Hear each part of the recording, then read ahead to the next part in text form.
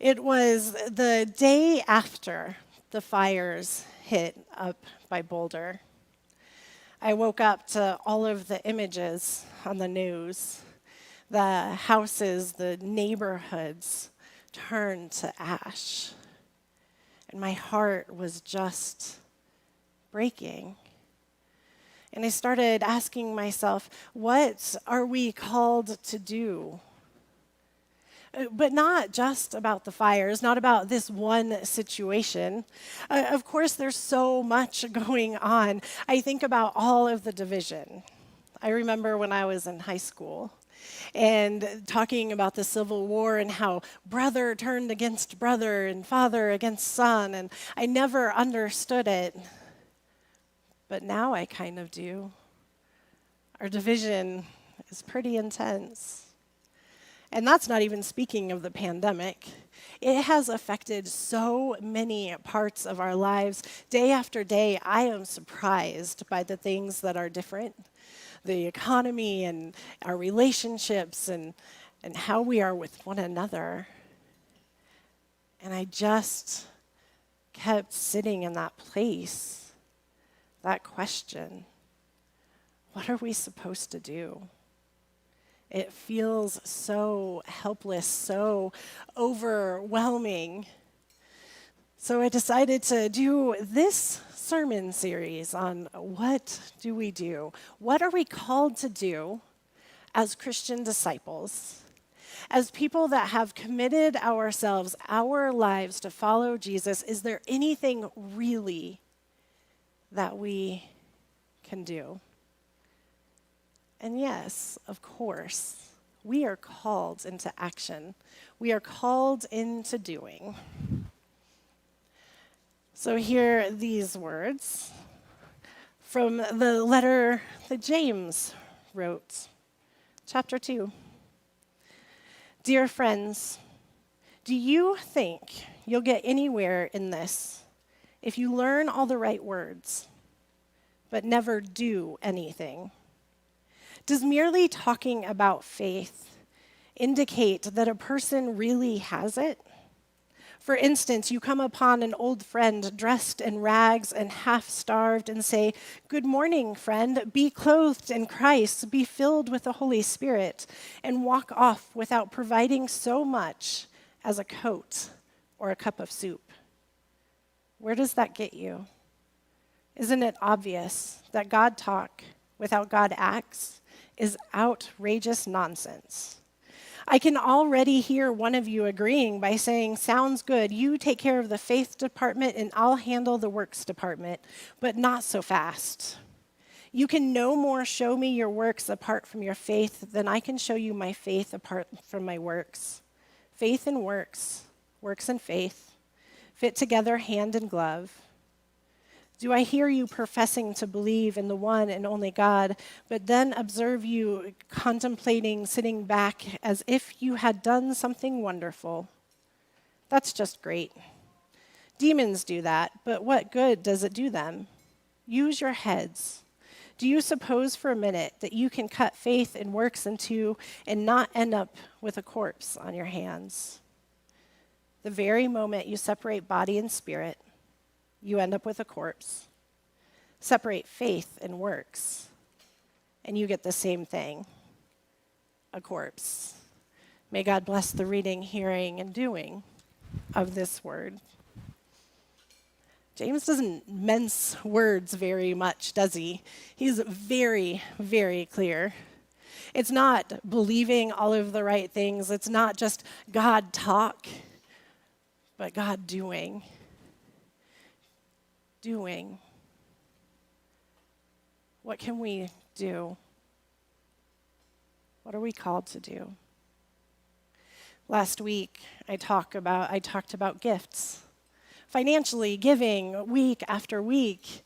And I talked about how giving is this, for this context, in this sermon series, this is a spiritual practice of letting go of control, of standing right in uncertainty.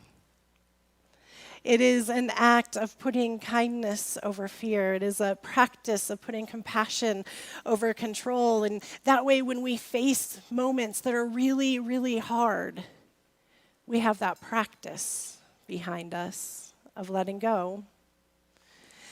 And I think the most common question I got last week after my sermon is, does giving have to be money?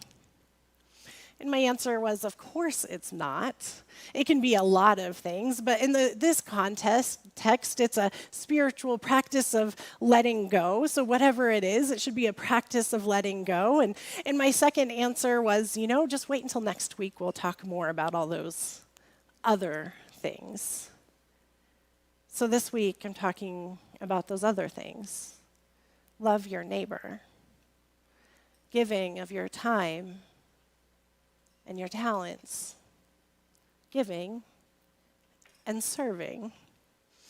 One of the questions that I've been playing with and wrestling with since before I even started the sermon series is, what's the difference between giving and serving?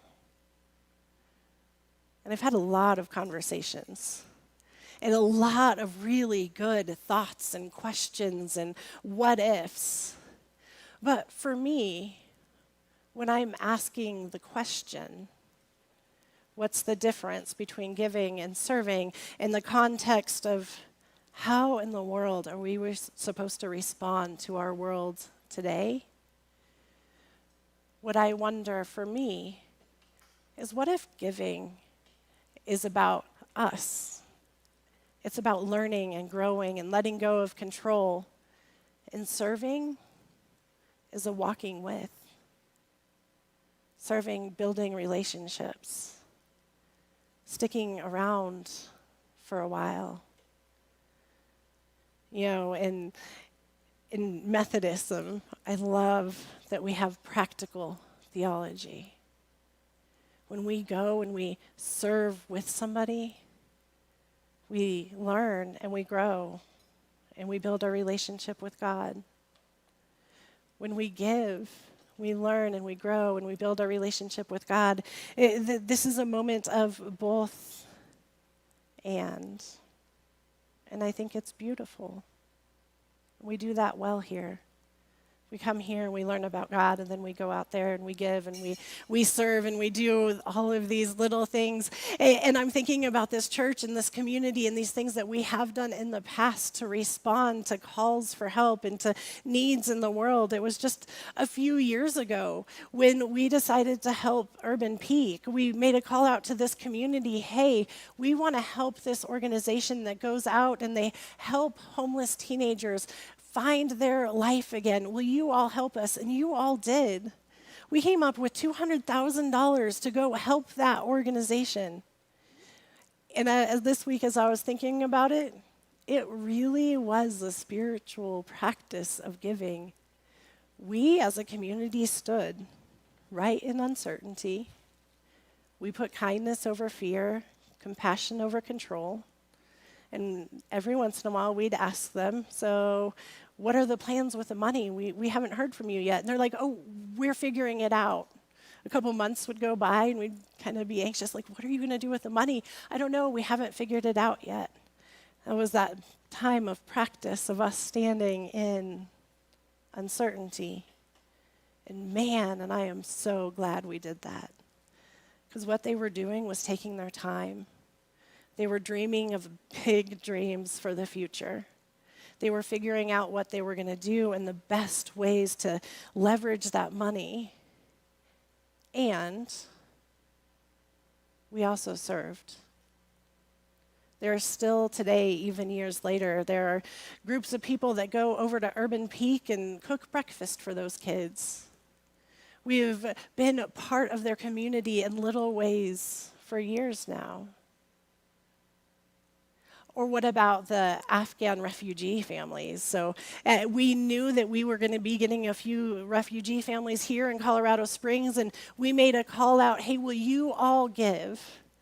And one day, we thought that you all would raise enough for one family. You raised enough for two, but it was more than that.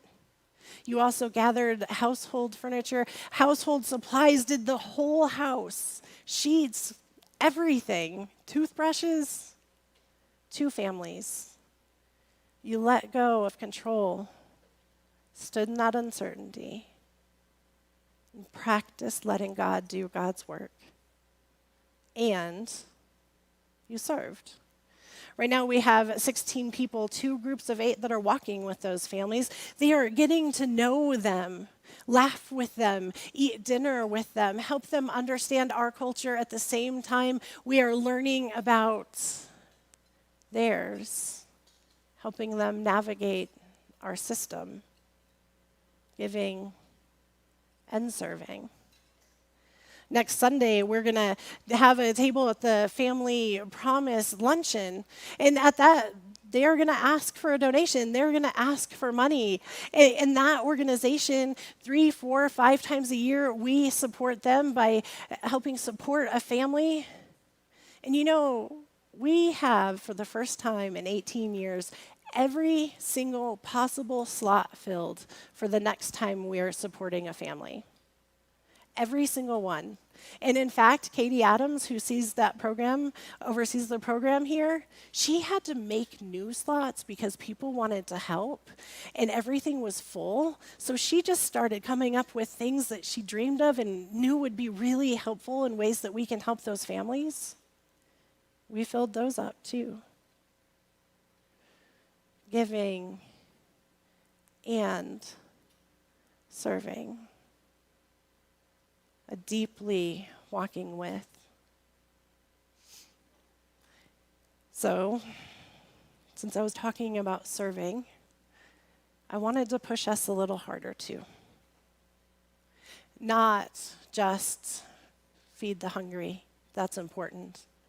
Not just clothe the naked, but that's important. But I've been leaning into Gandhi's quote of, how many times are you going to pull people out of the river before you go upstream and find out why they keep falling in? I don't remember where I heard it, but it's the same sort of phrase where somebody said, you know, how many buckets are we going to empty sitting on the floor as the roof is leaking before we go up to the roof and see if we can fix the leaks? One of my favorite series right now is from Netflix. It's the series Maid, M-A-I-D, and it's about a very young mom. Her kid is really young, and she is living in an abusive home. Her boyfriend is very abusive, and one night, you know, the vase lands about right next to her head, and she decides it's time to leave. She grabs her kiddo, and she goes. And she has to sleep in her car, but you know, the cops knock on her window and say, you're not allowed to sleep here. She goes the next day into a social service agency and says, hey, I really need some help. And they were talking about daycare. And the social service worker says, here's the thing. We need proof that you have a job before we'll help you pay for daycare. Now, I love the young mom's quote in what she says. I am not going to repeat it from here. But she says, wait. So I have to take my young baby with me to go look for jobs in order to find a job to prove that I need daycare for her. So, yeah. So there's a place to help, but there's also a much bigger question there. Why is it then that when people finally get up the courage to leave abusive situations, they go back and find in our world a lack of support? I was reading Malcolm Gladwell's book, David and Goliath, again, and remembered this story. It was a New York City neighborhood, and was not a good neighborhood. And the police chief decided she was going to address one thing. She was going to address youth that were convicted of a robbery. And she decided that how she was going to address this, how she was going to pull those kids out of the water, was that she was going to up the risk for them and she was going to up the consequences for them. So she says that she got the names of every one of those kids and put them in this program, but not only got their names, their addresses, got the names of their families, they stalked their Facebook pages. They wanted them to know, anytime you get in trouble, we will know. They knew everything about these kids. And on top of that, she says, if you get busted, we're going to know what your citation was for. We're going to know who you were with. And if you get in trouble for anything, for any reason, we are going to fight to put you in jail and keep you there as long as we can. And I'm reading this story, and I understand the point. The assumption is that we're reasonable people, that if the consequences are high enough and something's too risky, that we won't do it. But we know we are so much more than just reasonable. We're emotional beings. We are beings with stories and pasts. We have brains that put us into fight or flight, that make us do things that may not make sense at all. So when I'm reading about these consequences, I don't feel hopeful for these kids, but heartbroken for them. But of course, that's not the end of the story. She also went out and hired and pulled onto this team some amazing cops that had experience with kids that she knew, instead of judging them, would just absolutely love on them. They would go to the kids' doors if they weren't at school and knock on it and say, hey, can I get you to school because you didn't make it today? They did everything they could to love on these kids. And the police chief, she made this gathering on a Sunday afternoon and said, hey, I want all the families to come so we can talk about this program. And nobody showed up. So she tried more gatherings. She tried knocking on doors and nobody would open the doors. So here she is, she wanted to love on these kids and these families, and they weren't responding, and she understood exactly why. They hadn't had a good experience with the police in generations. And then one day, one of her officers walked into her office day before Thanksgiving. Said, me and a couple of the guys, we gathered our money together and we bought a turkey dinner for one of our families. He said, you know, I think we've lost that kid. We've tried really hard to love on him, but he's not changing his ways. But he has 7 siblings. So we want to show up because maybe we can help them. And then the officer asked, do you think you can come up with money in the next 24 hours to go feed 120 families Thanksgiving dinner? So the police chief went up to her boss's office and demanded a couple $1,000s for Thanksgiving meals for 100 and something families. And he said yes. So they went and bought all of these Thanksgiving meals. And she talks about knocking on the doors of these families. And the first one, she knocked on the door and the grandmother answered, turns around, looks at the kid and says, hey, the police are here for you. We just know they're here for him, right? And the police chief says, no, I'm here to bring you Thanksgiving dinner. Here's your turkey. Here's all the fixins. And the grandma changed. She turned around and said, the police are here for you. And there were hugs and tears. And she said that happened at every home she brought a meal to. And after that, they gathered toys for Christmas. They started eating out at restaurants with the kids. They started basketball games with them. They started surrounding their lives with absolute love.